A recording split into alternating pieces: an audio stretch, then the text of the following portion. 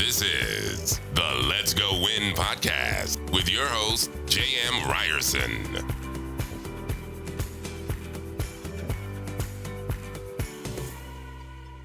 Hey guys, what's happening? Welcome back to Let's Go Win podcast. You have heard this name for many, many years. Very excited to have him on as a guest. As CEO of Ziglar Inc., Tom Ziglar carries on the Ziglar philosophy. You can have everything in life you want if you will just help enough other people get what they want. Tom's book, Choose to Win, published and released in March 2019, expands the Ziglar branding and philosophy to include the secret to winning at life is one good choice at a time.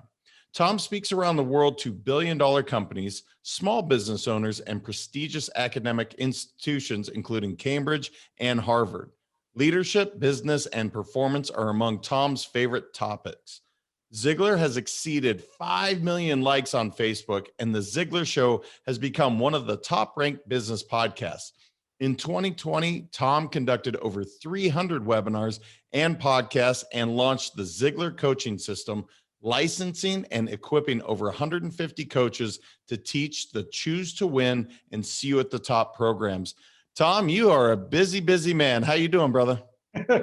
You know what? I'm like we talked earlier. I'm better than good because that is genetically required as a Ziglar. I would say that is certainly the case. And maybe I just start there because obviously the name is synonymous with just performance and helping people get better and all these amazing things. What is maybe your first memory into the business and what the Ziglar philosophy was all about? Well, I've got two first memories. Okay. The first memory was, I think I was 11 or 12, and Dad was doing a convention up in Minnesota for a Shackley group, network marketing. And it was like 40 degrees outside, and they made Dad the grand marshal of this parade. And so we're sitting in this convertible driving through this resort, and I'm freezing my head off, and I'm thinking, these people are nuts. And they were all fired up and excited because it was a sales meeting. And so that's when I thought, maybe Dad's a big deal because of all these people. And then I started working for the company. So this is my mid-20s. And this is when I figured out what we did. This was another big event. This one was like 30,000 people. We were in a big basketball arena. They had seating on the floor. It was a big stadium. And this was an Amway group, and they had a break at 5:00. And so at 5:00, we set up our product tables at the back of the room, about 20 of them. And we were selling books and cassette tape and VHS. That's how long ago that was. But Dad was the surprise guest speaker. In other words, they had not promoted him. They just said, hey, we're going to have a special guest speaker. You're going to love him. And so we came out and we set up all our product during the break, and then they made us cover the product up with tablecloths so that nobody could see it. So at 7, they opened the doors. Literally tens of thousands of people run in to go get seats. But the first guy through the door, he looks over at the tables where we were, and he stops and he looks at the table. He looks at me and he goes, is Zig Ziglar going to be here? And I looked down, and the tablecloth had been pulled aside, and there was a picture of Dad on one of the products pointing out. So I covered it up real quick, and I said, shh, don't tell anybody, but yes. And then he says, is he going to autograph books? And I said, yeah, but not for a while. And he said, well, where's the line? And I said, well, that table down there will be where he sits. And he said, well, I'm going to go stand in line. And I said, well, it's 7:00. He speaks at midnight, but it's Amway. So we're going to run at least an hour late. So it'll be 1 a.m. before anybody knows he's here. So why don't you just go and get a good seat and enjoy and come back here around 12:00 when he's, he goes, no, I'm going to stand in line now. So here's a man standing in a line that nobody knows exists. So after a couple hours, I go over to him and I say, tell me your story. And he looks at me and he says, well, I'm from another country. I'm from Central America. And I moved here to find a better life. And after I'd been living with my brother in Chicago for 3 weeks, I went to him and I said, if I'm going to be successful here, I need to learn English. How do I learn English? And he said, my brother gave me this book, and he had a C at the top in his hands. He said, my brother gave me this book and said, translate it from English to Spanish and then Spanish back to English. And in the process, not only will you learn English, but it will change your life. And then this guy starts crying. And he says, Tom, when I came here, my wife was about to divorce me. I was an alcoholic. This book saved my marriage. I've been sober ever since, and I'm living the American dream.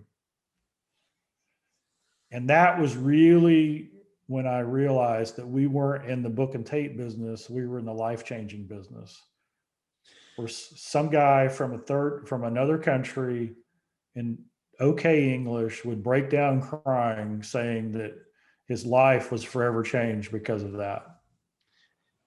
I mean, as a dad myself, that legacy is just incredible. And for you to be able to not only take that role as CEO, but to continue to expand it, that sounds amazing, Tom, but there's got to be some challenges in that. I just imagine, as amazing as it is for all the life-changing things your dad has done and helped so many people, you're taking that and literally keeping that legacy continuing and growing. Tell me how that journey's been as you come into that CEO role, bringing your own books out yourself. Yeah, well, there's been, other turning points along the way. Here's one thing that Dad told us kids. So if you're a parent and you've got kids, it really doesn't matter their age. You can start this now, whether they're brand new or 40 years old. Dad always told myself and my sisters, look, I don't care what you do it with 100% integrity and 100% effort.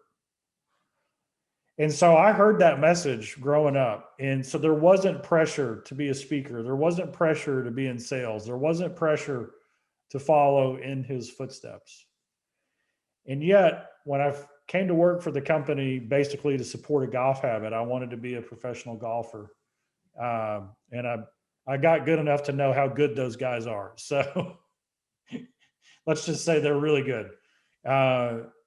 When I started working at the company, it was to support that habit. And then I started seeing these life changes. Then I got into sales and I fell in love with sales. And then people started saying, this is probably starting 12 or 15 years ago, hey, Tom, you should speak.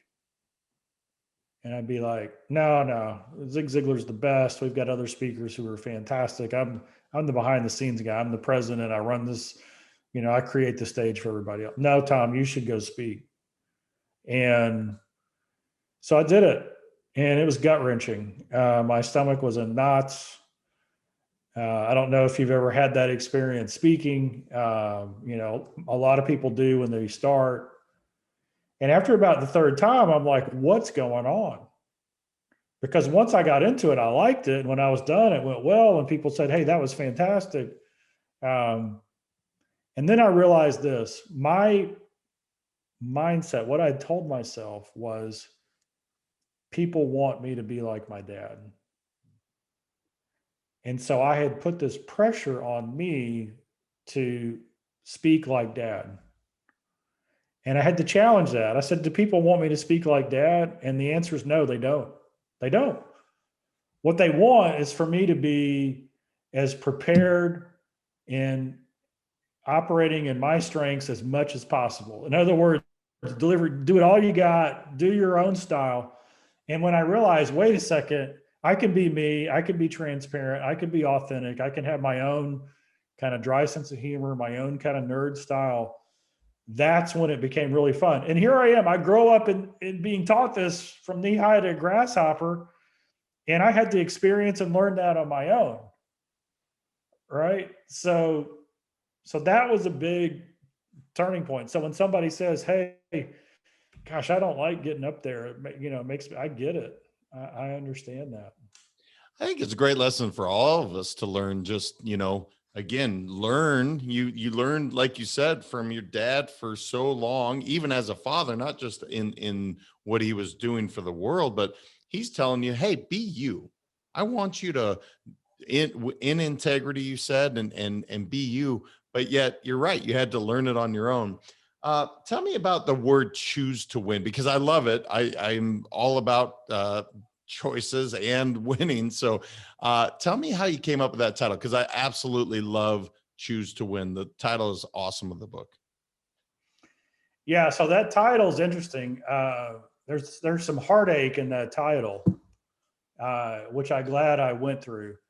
So Dad's last book was Born to Win, and he had this great quote: "You were born to win, but in order to be the winner you were born to be, you got to plan to win, you got to prepare to win, and then and only then can you expect to win." And so one of my good friends, he's a speaker that we've worked with for years. He worked with our company. His name is Chris Dunham. And probably 7 or 8 years ago, he came to me and he said, "Hey, I've got the title for your book whenever you write it." I go, "What is it?" He goes, "It's Live to Win. You're born to win. Now live to win." So I thought, that's it. So I developed a whole webinar series, a whole training program, everything titled Live to Win, turned the manuscript in. The manuscript is called Live to Win. It goes to the publisher, and the publisher does one of those publisher things, and they're like, "Hey, the title's good, but it doesn't have the umph. But there's another title, and it's very similar, but everybody just loves it. It's called Choose to Win." And so I saw that and I'm like, you know what? They're right. And so begrudgingly, I'm like, yeah, that's it. That's the title. And then my nerd self takes over and I dig into it. And I'm like, oh my gosh, this was right in front of me the whole time. It should have been Choose to Win from day one, because, the subtitle of the book is "You Can Transform Your Life One Simple Choice at a Time." And that's the reality. I mean, look at what we've just been through in the last year with the pandemic and all the disruption and the change and the challenge and all the things going on. We've got choices to make. And so every decision that we make has a consequence, good or bad. And so the idea is, what's the fastest way to success? It's to replace a bad habit with a good habit. So what are the choices that we can make that will take us closer to our purpose? And I call those PPAs. A PPA is simply a choice made over and over again. So a good habit is a purpose producing activity done over and over again. And it's just a choice. And so the choice works with everybody, because not everybody's start is fantastic.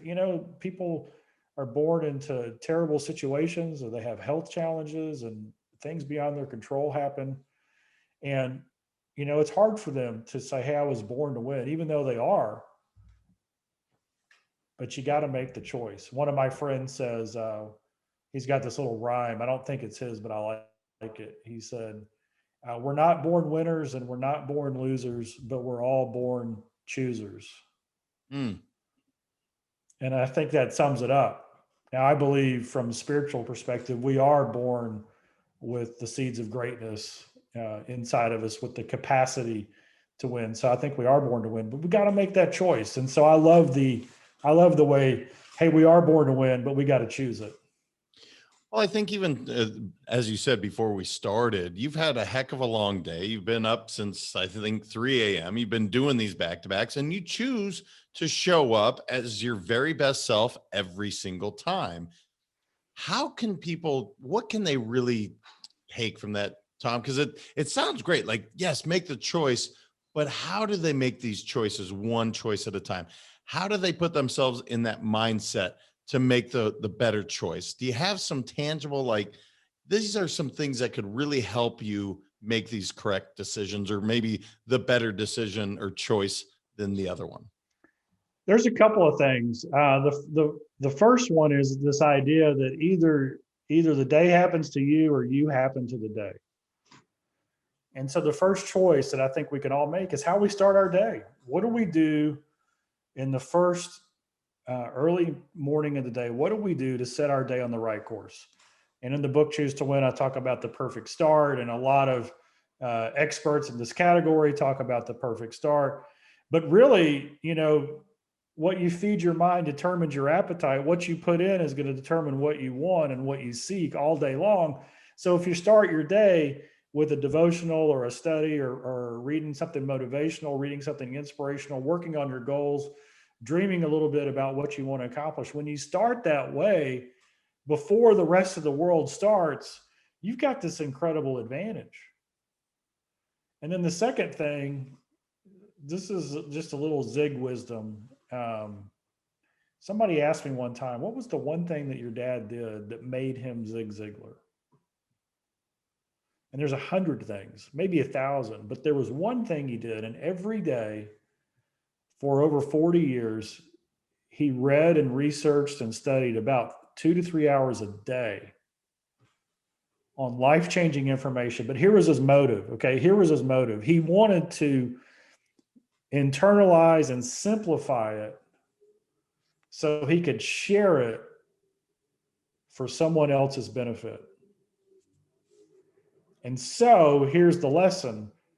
What would your year be like if every day you were intentional and you just took 5 minutes to learn something new, internalize, simplify, and then shared it with somebody you love before the end of the day? If you did that every day for a year, how much different would your life be? And I've never seen anybody who didn't say my life would be radically different. And so when we do a podcast like this, even though this is we're probably going on 4 hours of this now for me today, that's how I get energized, because there is no greater energy than when you're sharing something for someone else's benefit. Because when you do it, guess who hears it? You hear it. You get the benefit of it. Yeah. And 2 to 3 hours, I can only imagine your dad in today's times, how much information he'd have at his fingertips. He was doing that before internet was really happening and all these things. I mean, I'm sure later he got to that, but that's incredible. Let me ask you this, and it's for both you and your dad. I'm curious, what inspired your dad to really start what he did in the first place? Do you know, have you ever had that sit down with him to say, hey, Dad, why did you start this brand that you really exploded? Do you know the story behind that, Tom? So there's a couple of things that happened. He got out of the Navy and he got his first sales job. And for 2.5 years, he didn't sell anything. I mean, it was just terrible. He did say he sold his car and he sold his furniture. And then he's at a sales conference and PC Merrill was there. And he was a leader in the company, somebody Dad really looked up to. And at the break, PC Merrill came to Dad and said, put his hand on his shoulder and said, Zig, in all my years, I've never seen such a waste. But, and remember, the but erases everything before it. He said, but if you believed in yourself and went to work on a regular schedule, you could be a champion. And Dad had never had somebody with that amount of authority and something that he wanted to do, tell him he could be a champion. And so that day he determined to figure out, what does it mean to believe in yourself? And then he started knocking on the door every day at 9 a.m. because he was in direct sales, door to door. And that year he finished number 2 out of 7,000 people. In the previous 2.5 years, he'd never been in the top 5,000. And so that quest, that study of what does it mean to believe in yourself, that's what changed his performance. So then he goes on, he rises up, and then he starts getting asked to do training, right? Because when you become number one in just about anything, they want you to train the team. And he was doing technique sales training and wasn't getting the result. And then he started doing attitude, character and integrity, personal development, mindset and belief. And everybody started taking off. And so that's when he got hey, wait a second. Our character and integrity, our belief, our confidence, our self-image, our mindset, that's what we need to work on first. And then we can put the skill and the technique on top of it. And so that branched out. Then he started being sought out as a speaker. And then of course, See at the Top came out in 1974. And that was millions of copies sold, bestseller. It was just kind of the iconic book. And that's how he progressed. But it started with believing in myself. And then in 1972, he became a Christian, and his purpose changed, his why changed, and the motive for why he was doing it became so much bigger. And that was another turning point that really, because now when he would speak, people would realize, wait a second, this guy, he's on the stage, he's for the room, right? He's there for the people in the room. He's not there for himself. And that's a lot of people who get really, really good on stage. They forget that they're there for the room. The room's not there for them, right? And so that humility combined with this confidence, those two things were just the key ingredients, I think. Yeah, and I'm curious just for yourself, because again, you're leading this charge and it continues to expand. What is inspiring you to continue to the Ziglar legacy? What is it is it those stories? Is it that gentleman that you met, and the hundreds of thousands of stories I'm sure you've heard about what the Ziglar name and philosophy has meant to you, or is there something greater than that? There's a couple of things. The law, I read something last year that the older a wise saying is, the more likely it's true. Because wisdom, we test it, and if it's wisdom, we keep it. And if it doesn't, it's not wisdom, we throw it out. And so all of the things that we've been teaching for 6 decades now, we didn't invent it. I mean, it's thousands of years. And what our world, what our culture, the challenges that we're facing, we need the foundation, right? We need character and integrity. We need relationships. We need respect. We need kindness. We need love, generosity, all the things that we teach. And so that message is needed now more than ever. And people are confused and they get lied to, and the cultural messages are confusing. And then I get really excited about where we're headed. The disruption that we're going to face over the next 5 years is going to be infinitely more than what we faced in the last year. I mean, we're going through a business sea change, a work sea change, a whole way of lifestyle.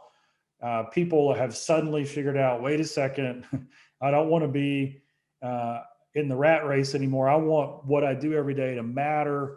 Large corporations are figuring out that the health and well-being of their people is the number one issue, right? Because if, quality of life literally equals quality of work.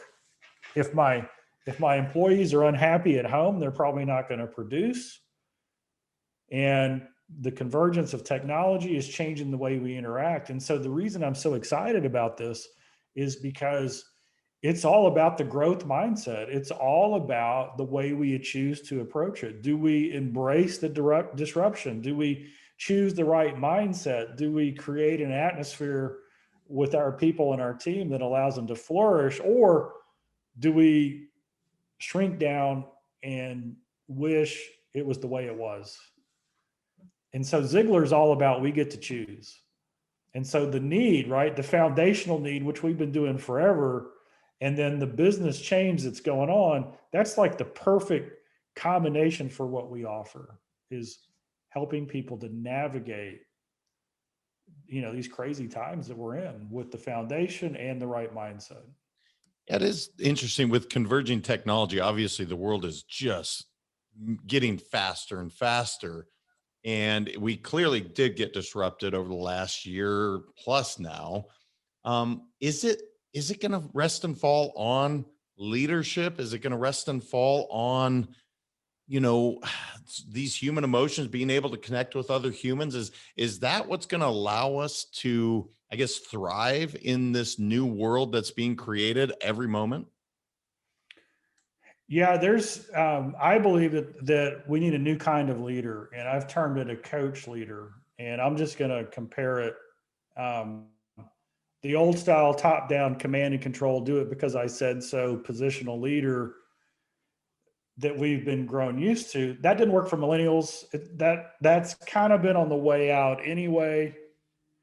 And now when we lead teams that are remote, different time zones, different continents, even, we're doing work on a camera. Your people don't like to be told what to do on a camera.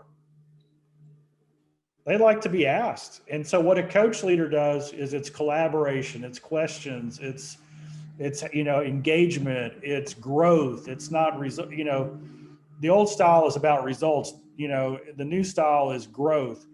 Well, we still want results as a coach leader, but we understand that it's more important that our team is growing and becoming more capable along the way, because guess what? We're about to see another disruption. And if we're not growing, how do we handle the disruption? And so I think there's a new kind of leader coming.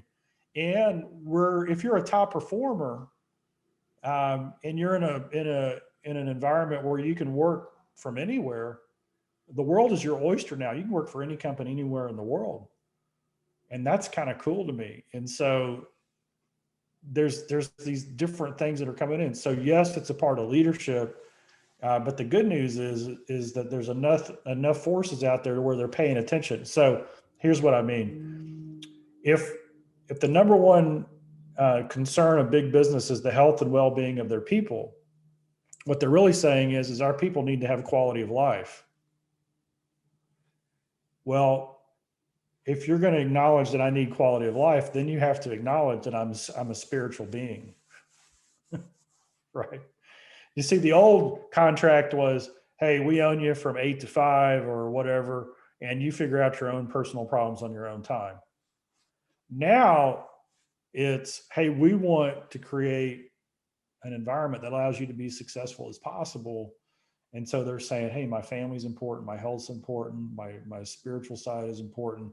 Okay, well, how do we allow that to happen? So that discussion's coming. And that's what, that's the space that we've been in from day one, is this wholeness, right? This balanced success. Yeah, it is really interesting that it's not just about numbers. And if somebody's not performing, it's not that they don't want to, it's maybe they are unable to because something's out of whack with their health or something is not right at home. It is an interesting idea to look at them in a whole perspective, not just you as employee X or whatever. That's I think you're absolutely correct. When it comes to performance, because I know you coach a lot on this, what do you see for people that really want to get their performance to the next level? And if you could eradicate the one thing people are doing where you're like, gosh, if you would just change this one thing, you would have better results. Do you have a one or two things that you really see out there to help people's performance rise? There's really two things. The first is why do you want to perform at a high level? What does it mean? If you win, what does it mean? If you double your sales, what does it mean? If you start the new business, what does it mean? What is it? Because what we've got to do is, I call it the why behind the why, right? We've got to understand at the deepest level, why do I want to be successful? And if you can't get a heartfelt, passionate why behind the why, then it's going to be a struggle, because every time an obstacle comes along, it's going to create an excuse to go do something else. So we get that isolated.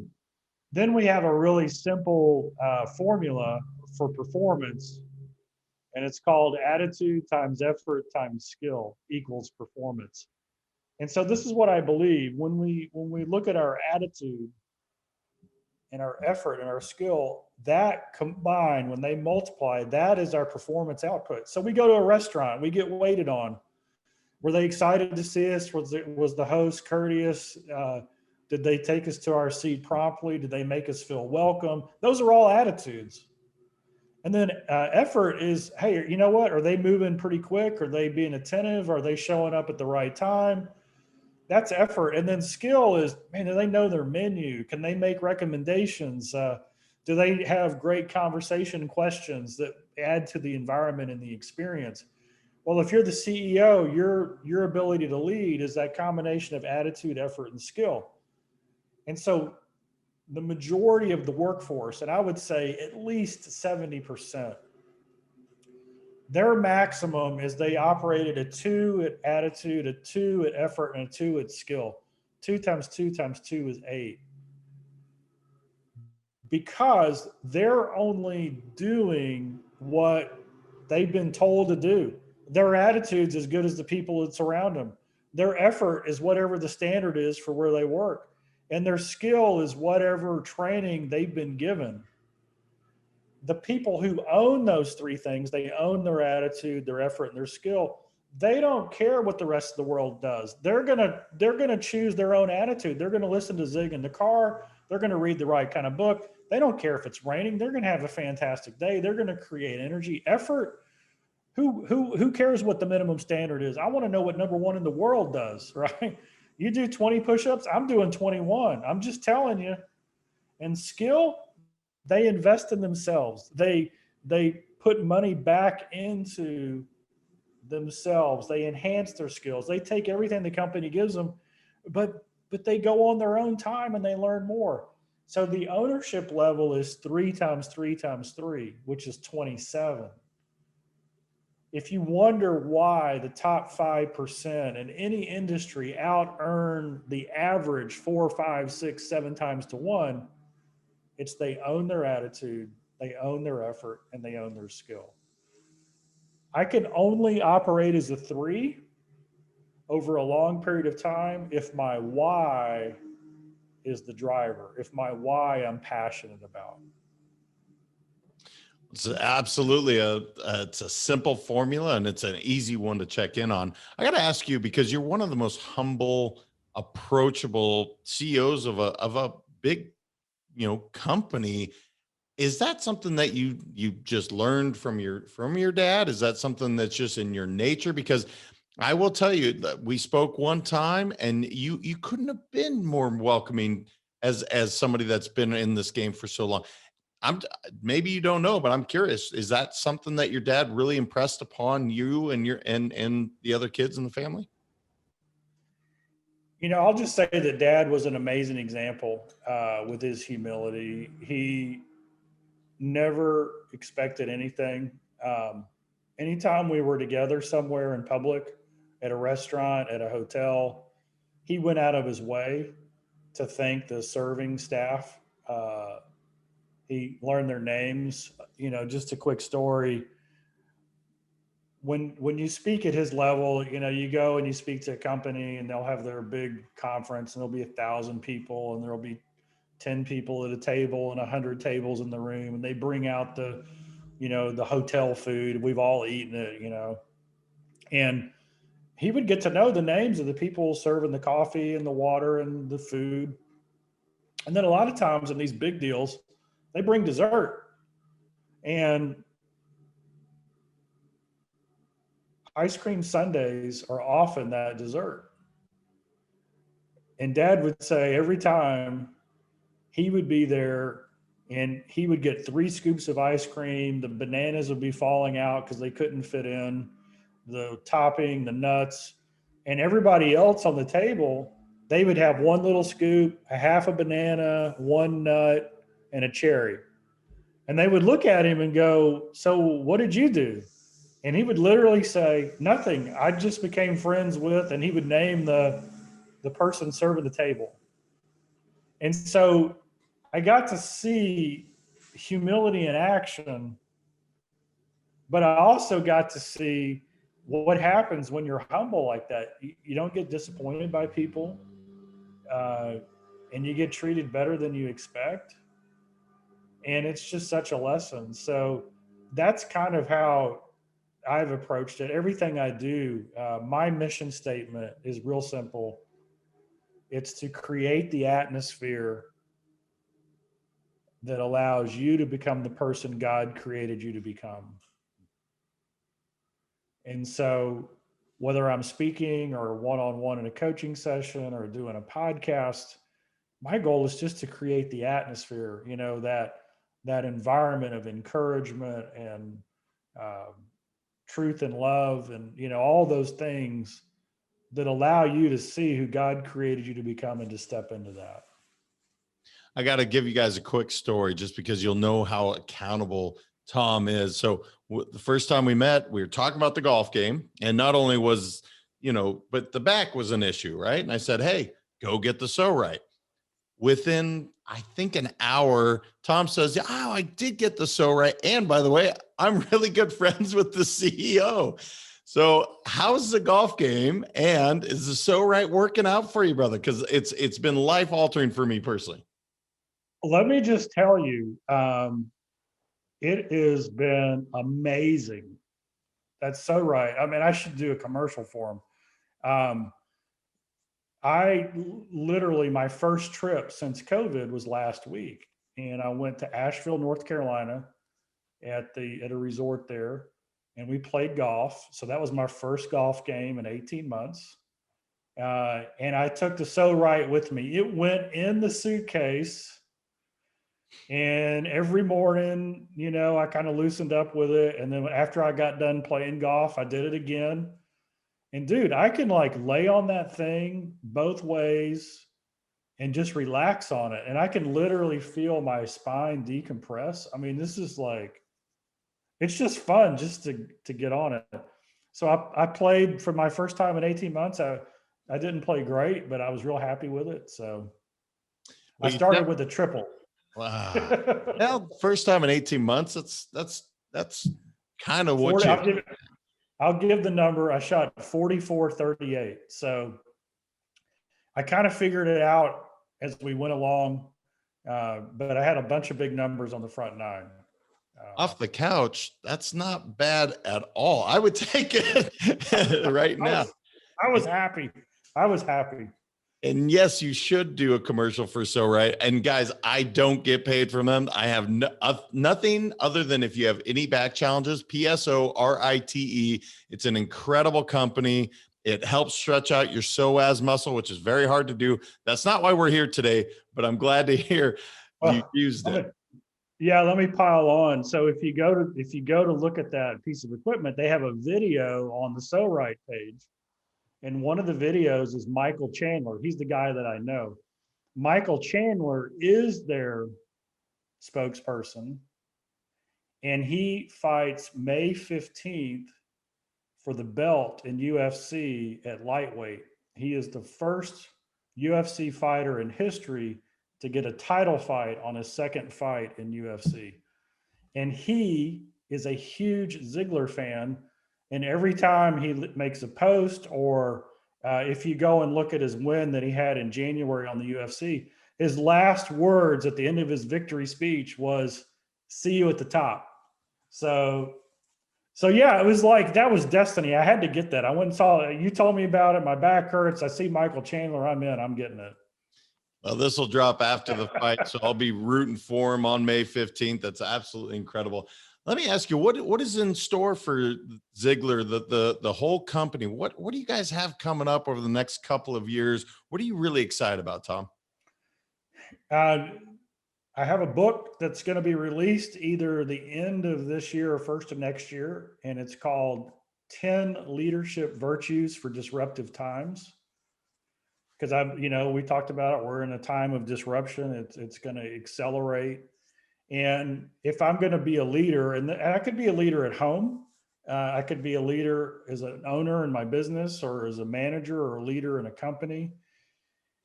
How do I create a top performing team as a leader? So I believe coach leadership, which we already talked about, is part of that.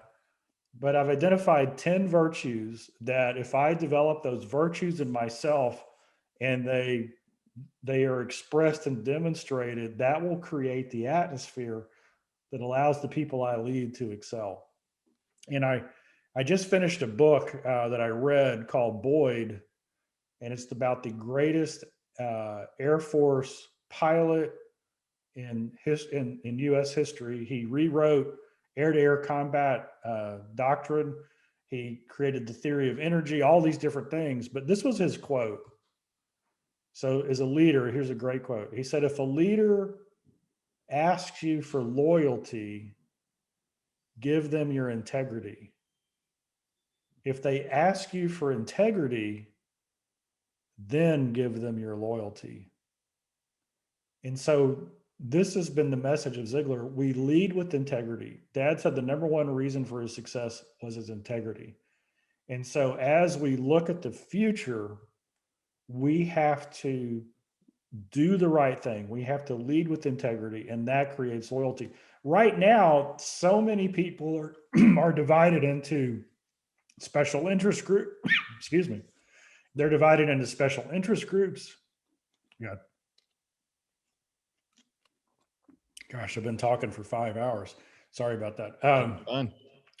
That they're loyal at the expense of their integrity.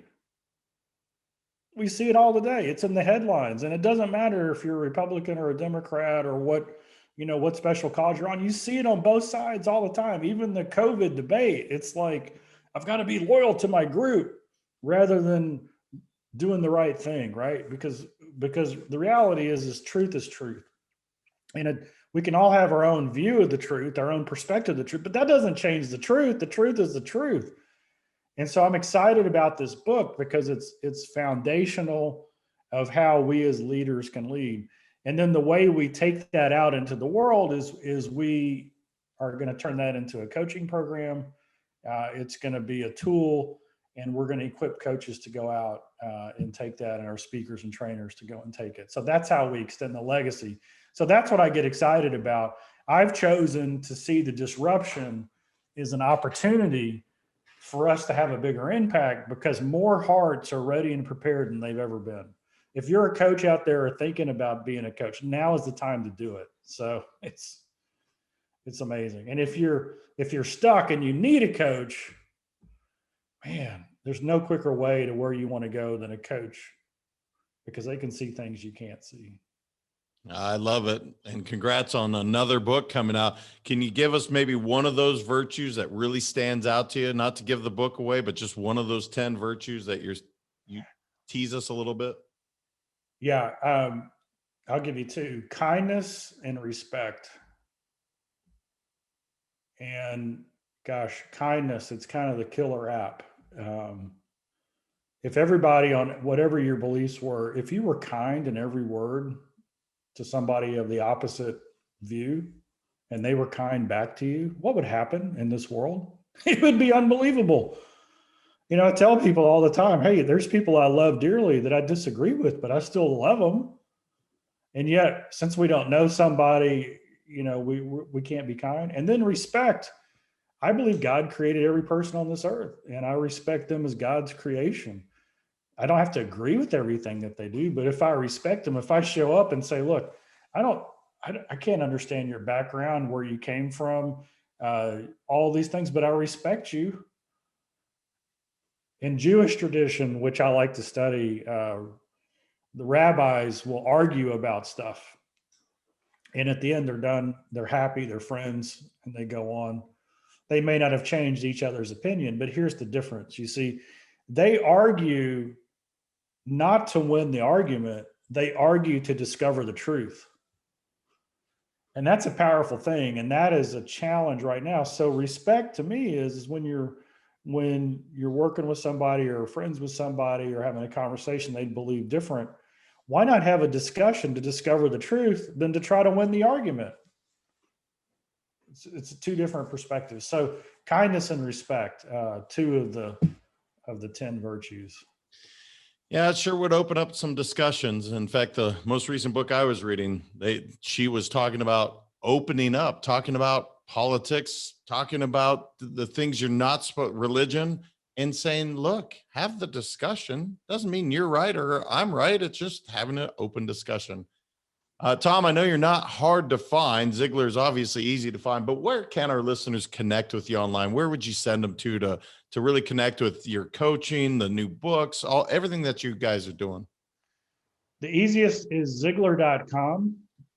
And then I'm one of those weird guys that answers emails. So my email is tom@Ziglar.com. So if you said, hey, I heard him on the podcast, then yeah, do that.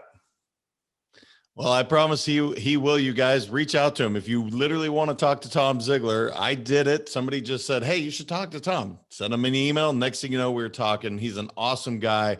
Tom, I know you've had a long day, brother. I appreciate the way you show up. So much of what you, your dad, the whole Ziglar legacy has done for not only myself, but many people I know and care about. So thank you, brother. I really appreciate it. Thanks for having me on.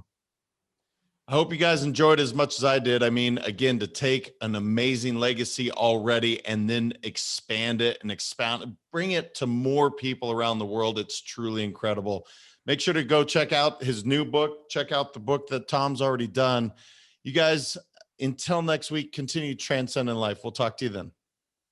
Thank you so much for listening. If this content is delivering value to you, please make sure to subscribe, rate, and review us. That helps us build this community, and that is what we are all about. Building this community as big as we can, helping as many people as we can, and deliver as much value as possible. Be sure to head over to letsgowinpodcast.com for information on my coaching courses, and make sure to follow us on Facebook, Instagram, and LinkedIn at Let's Go Win 365. Let's go win and transcend in life.